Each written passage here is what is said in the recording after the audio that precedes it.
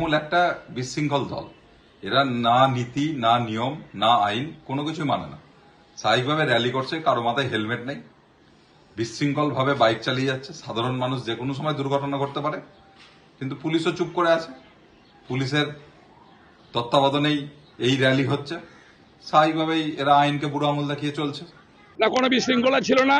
যেহেতু প্রচুর মানুষ সমর্থন করার জন্য এগিয়ে এসেছিলেন, দূর থেকে দেখে মনে হচ্ছিল, কিন্তু কোনো বিশৃঙ্খলা ছিল না। আমাদের প্রচুর সমর্থক সেখানে হাজির হয়েছিলেন।